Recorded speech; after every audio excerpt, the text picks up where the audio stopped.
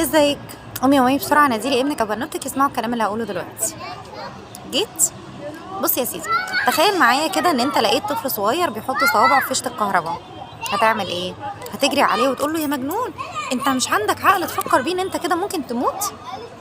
طب انت بقى اللي عندك عقل ورايح بنفسك تجرب لعبه تشارلي والالعاب الخطيره اللي بنقعد نكتم نفسنا، لا نحدف واحد صاحبنا لفوق، ما فكرتش الالعاب دي ممكن توديك لغايه فين؟ طب ما جربتش الالعاب دي الناس اللي لعبتها جرالهم ايه؟ طيب، في ناس كتير بتلعب اللعب دي بهدف ان هي تثبت لاصحابها ان اهو انا لعبتها وما حصليش حاجه. لا، هي دي سكه او مدخل بس الشيطان داخلك منه علشان برضه في الاخر تجرب اللعبه دي.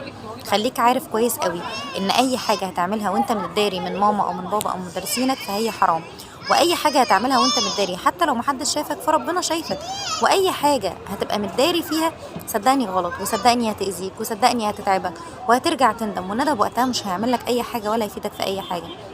دايما حكم عقلك. انا لو جيت قلت لك جرب تحط سم على الاكل اكيد انت عمرك ما هتعمل كده. فلما اجي اقول لك تعالى نجرب لعبه الاجواء بتاعتها مخيفه جدا وبنلعبها في الحمام وممكن ان احنا نتاذي بسببها، اكيد برضه انا متاكده ان انت هتقولي لا.